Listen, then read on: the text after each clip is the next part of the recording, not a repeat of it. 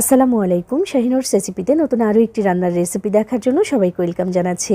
চলে এসেছি খুবই মজার এবং ইউনিক একটা রান্নার রেসিপি নিয়ে। আজকে আমি তৈরি করে দেখাবো লোটে বা লইট্টা মাছের ঝুরা।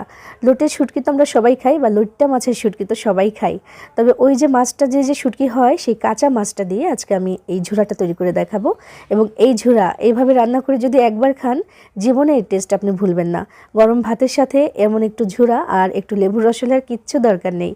তো চলুন আজকে এটা কীভাবে বানিয়েছি সেটাই দেখে নেওয়া যাক। আর আপনি আমার ভিডিওতে একটা লাইক করে চ্যানেলটি সাবস্ক্রাইব করে পাশেই থাকবেন আশা করছি। এখানে আমি নিয়েছি 1 কেজি পরিমাণে কাঁচা লইট্টা মাছ বা লোটে মাছ। তো এই মাছগুলোকে ভালোভাবে আমি কেটে ধুয়ে পরিষ্কার করে রেখেছি, তবে একদম টুকরো করে নিই। টুকরো করার কোনো দরকার নেই। এটা চুলায় দেওয়ার 1 থেকে 1.5 মিনিটের মধ্যেই এটা ভেঙে যেতে শুরু করে দেয়। এত নরম তুলতুলে থাকে এই মাছটা। এজন্য এটাকে ভাজাও যায় না। ভেজে অন্য যে কোনো রেসিপি করবেন সেটা পারবেন না। তবে যে লইট্টা ফ্রাই করা যায় সেটা আবার আলাদা রকমের কোটিং করে করতে হয়। তবে এইভাবে রান্না করলে এটা ঝুরা হবেই হবে। তো যে দেখেন একদম নরম তুলতুলে একটা মাছ, আর এই মাছের যে কাঁটা সেটাও নরম। এই যে আমি ঝুরাটা রান্না করব, দেখবেন যে একটা কাঁটাও চোখে দেখা যাচ্ছে না, একদম মিশে যায়। তো চলুন রান্নাটা কিভাবে করি সেটা এখন দেখাই। মাছটা ধুয়ে আমি পানি ঝরিয়ে রেখেছি। বিসমিল্লাহির রহমানির রহিম। চুলায় একটা প্যানে আমি আধা কাপ পরিমাণে সয়াবিন তেল দিয়ে দিলাম। তেলটা একটু গরম হয়ে এলে বেশ কয়েকটি শুকনো মরিচ আমি এখানে দিয়ে একটু ভেজে নিচ্ছি মুচমুচে করে। এতগুলো সব দেবো না, এখান থেকে যতটুকু লাগে আমি আধা ভাঙা করে তারপর দিয়ে দেবো এই রান্নাটাতে। আর আজকের ঝুরাটা কিন্তু একটু ঝালঝালি হবে। এই ধরনের ভর্তা বা ঝুরাগুলো কিন্তু একটু বেশি ঝালঝাল হলেই ভালো লাগে। কাঁচা মরিচ, শুকনো মরিচের গুঁড়া এগুলো তো ব্যবহার করবোই, সাথে এমন একটু ভাজা মরিচের গুঁড়া দিলে বা আধা ভাঙা করে দিলে সেটা কিন্তু খুব ভালো লাগে খেতে এবং সুন্দর একটা ঘ্রাণও হয়। তো এগুলোকে আমি ভেজে মুচমুচে করে তারপর তুলে নিচ্ছি। মরিচগুলো সব তুলে নেওয়া হয়ে গেলে এবার এখানে দিয়ে দিচ্ছি আমি 1 কাপ পরিমাণে পেঁয়াজ কুচি। এই পেঁয়াজটাকে ভেজে নিতে হবে একটু লাল লাল করে। তো প্রথমে একটু নাড়াচাড়া করে ভেজে নিয়ে তারপর এখানে আমি দিয়ে দেবো বেশ কিছু কাঁচা মরিচ ফালি করে। আগেই বলেছি যে অনেকটা ঝাল হবে এটা। আর ঝাল যার যার পছন্দ মতো দিবেন। আমি যেহেতু ঝাল খেতে পছন্দ করি আর এই ধরনের রান্নাগুলোতে ঝাল একটু বেশিই হয়, তো সেজন্য আমি একটু বেশি দিচ্ছি। আমি বেশ কয়েকটি কাঁচামরিচ, যেমন 10 থেকে 12টির মতো হবে, মাঝখান থেকে ফালি করে দিয়ে দিলাম। দিয়ে এই পেঁয়াজ আর কাঁচামরিচটা একসাথে ভেজে নিচ্ছি একটু লাল করে।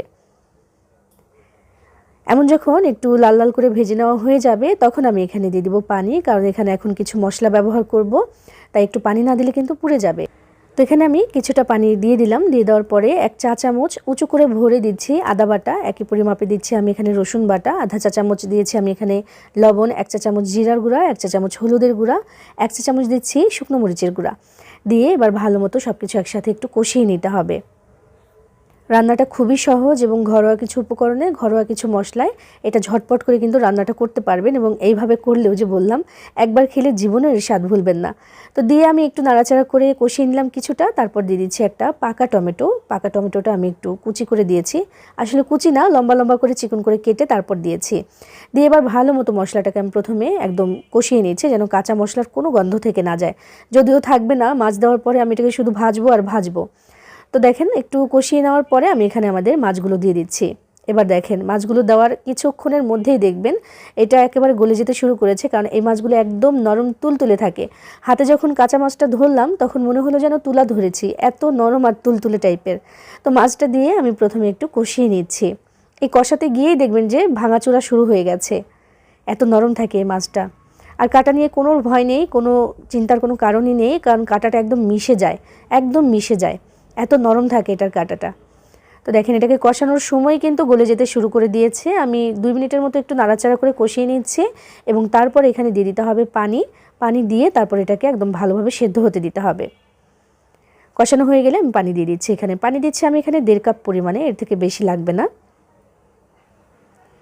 1.5 কাপ পানি দিয়ে এবার নাড়াচাড়া করে দিচ্ছি। এর থেকে বেশি পানির দরকার নেই, ওই যে মাছটা এমনিতেই নরম। তো ভালো মতো সেদ্ধ হওয়ার জন্য, আসলে নরম তো এটা এমনিতেই ভেঙে যাবে, তবে ভালো মতো সেদ্ধ হওয়ার জন্য কিন্তু পানিটা প্রয়োজন। তো তাই আমি এখানে 1.5 কাপ পানি দিয়েছি। দিয়ে দেখেন নাড়াচাড়া করে দিলাম। মাছটা অলরেডি অর্ধেকটা গেছে একেবারে ভেঙে চুরে, বাকিটাও নিজে নিজেই ভাঙবে। আমি চুলার আঁচটাকে মিডিয়ামে রেখে তারপর এটাকে জাল করে নিচ্ছি। পানিটা এই যে এমন মাখো মাখো হয়ে যাওয়া পর্যন্ত। আমার এখানে 7 থেকে 8 মিনিটের মতো লেগেছে। আমি মিডিয়াম আঁচে রেখেছিলাম। মাঝখানে কয়েকবার একটু নাড়াচাড়া করে দিয়েছি অফ ক্যামেরায়, সেটা দেখায়নি। তো দেখেন মাছ কিন্তু ভেঙে চুরে শেষ। আর এটার সাথে যে কাটা আছে সেগুলো অলরেডি ভেঙে চুরে মোটামুটি শেষ হয়ে গেছে। এবার দেখেন একদম নরম তুলতুলে হয়ে গেছে আর একদম মিশে গেছে। এইবার এটাকে কিছুই না, চুলার আঁচটাকে ওই মিডিয়ামে রেখেই কিন্তু শুধু ঘন ঘন নাড়াচাড়া করব আর এটাকে একদম ভাজা ভাজা হয়ে যাওয়া পর্যন্ত নাড়তেই থাকবো একটু পরপর। তো আমি আবার কি করছি, একটু পরপর এভাবে করে মেলে মেলে দিচ্ছি, যখন নিচ থেকে একটু লেগে লেগে যাবে ভাব হচ্ছে তখন আবার নাড়াচাড়া করে সব একসাথে আবার মিশিয়ে আবার মেলে দিচ্ছি, মানে ভাজা ভাজা করার এটা একটা সহজ প্রক্রিয়া। তো যখন একদম পানিটা পুরোপুরি শুকিয়ে গেছে তখন আমি এখানে 1 চা চামচের মতো দিলাম ওই যে ক্রাশ করে রাখা সেই ভাজা মরিচটা। আর এর থেকে বেশি চাইলেও দিতে পারেন, যেহেতু এটা ঝাল খেতেই বেশি ভালো লাগে, তো আমি দিয়ে দিলাম 1 চামচের মতো। আর এটা দিলে সুন্দর একটা সুগন্ধও হয় আর ঝালও হয়, ভালো লাগে খেতে। তো যে দেখেন একটু পরপর এইভাবে করে মেলে মেলে দিচ্ছি, আবার নাড়াচাড়া করে মিশিয়ে দিচ্ছি, মানে ভাজা ভাজা করে নিচ্ছি। এই ভাজা ভাজা করতে কিন্তু মোটামুটি 10 থেকে 12 মিনিটের মতো লেগে যাবে, মানে ওই যে পানিটা শুকানোর পরে শুধু ভাজা ভাজা করতেও কিন্তু আপনার 10 থেকে 12 মিনিট লাগবে। তো যে দেখেন ধীরে ধীরে কালারটাও চেঞ্জ হয়ে এসেছে, মাশাআল্লাহ কত সুন্দর হয়ে গেছে দেখেন। ধীরে ধীরে একদম ভাজা ভাজা হবে আর কালারটাও গাঢ় হতে থাকবে। আর এই সময় এত সুন্দর একটা সুগন্ধ, আমার পুরো বাড়ি ঘর ভরে গেছে এত সুন্দর একটা ভাজা গন্ধ, খুবই ভালো লাগে এটা। দেখেন একদম ভাজা ভাজা করে ফেলেছি আমি, মাশাআল্লাহ একদম একটা পর্যায়ে এমন হবে প্যানটাকে ছেড়ে দিবে, তারপর এটা একদম ঝুরঝুরা টাইপের হয়ে যাবে, তবে আঠালো একটা ব্যাপার এটার মধ্যে থাকবেই।